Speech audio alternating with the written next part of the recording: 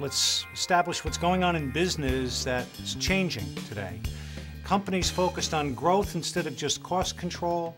It's the ecosystem that's becoming important, not the enterprise. It's the adhocracy that runs people's lives rather than a central authority. And it's the workforce, the skills and expectations and technologies that they bring to work. The last 4 years have been like a depression in the IT industry. Companies have been focused on cost control, and more cost control, whether it's cutting workforce or outsourcing.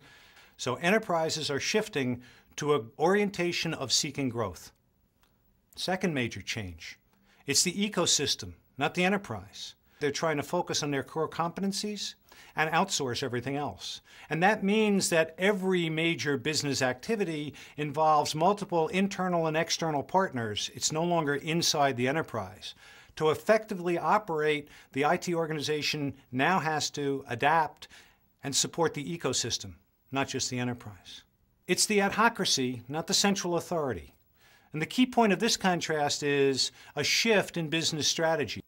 We're in the middle of a 50-year transition to companies focusing in on their core competencies and outsourcing the rest. All of that is forcing companies to slowly evolve to the point where they're distributing and delegating more responsibility and authority to people in direct contact with suppliers and customers and so forth.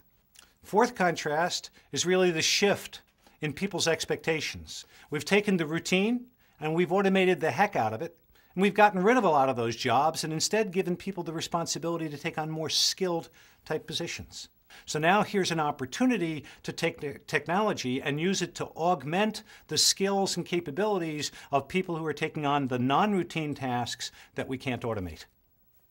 The four contrasts create a context for an opportunity to create something new, a high-performance workplace. And by high-performance workplace, what we really mean is we talk about a contrast. It's a contrast between automation and augmentation. It's a contrast between taking standard, structured, routine tasks and getting rid of them through automation versus taking skilled personnel, expensive personnel, and improving their performance by augmenting it, by adding value to what they do rather than trying to automate what they do. In the high-performance workplace, we use computer technology as well, but we don't use it to automate tasks. We use it to help people do 5 different types of very important things. We help them to discover, we help them innovate or invent, we help them team, we help them lead each other, and we help them learn from what they've done to increase their overall impact on top-line results for their enterprise. It's not just big companies that can exploit the shift towards high-performance workplaces. In fact, talking to several mid-sized enterprises recently, it's become obvious to me that little companies are more agile, they're closer to their markets often, they have feet on the street, they have less bureaucracy, it takes them less time to make decisions. On the other hand, the full advantage doesn't only go to mid-sized enterprises because large enterprises, while typically slower to respond to opportunities like this, they tend to have more assets that they can throw at analyzing the applicability of the technology. So big companies have an advantage to the extent that they can afford to analyze the benefits more deeply than little enterprises, which may help them offset the capabilities that smaller companies have in terms of being more agile. We think it really applies to companies of all size. So what do you do to get started in looking at high-performance workplace opportunities? Think for yourself. Answer a couple of questions. Do you personally know, understand, have internalized the top 3 to 5 transformational business objectives the board has laid out for your executive staff? Step 1 is make sure you understand what the company's trying to do, particularly the things that are transformational.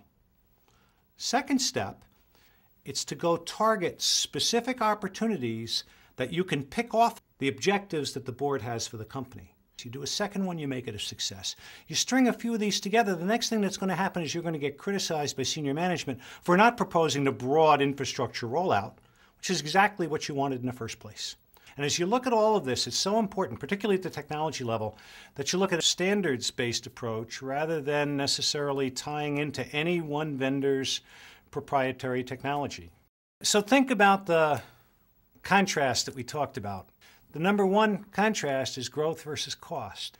And most enterprises today are focusing on top-line growth, and you can play a major role by helping apply technology and related methods to improve the performance of skilled employees doing non-routine things. We expect that over the next 5 years, investing in information technology to augment the performance of skilled employees, the creation of a high-performance workplace, will be a major new investment area in the application of technology. We think most enterprises are going to do it, and we think you should be looking at developing your own high-performance workplace strategy as well.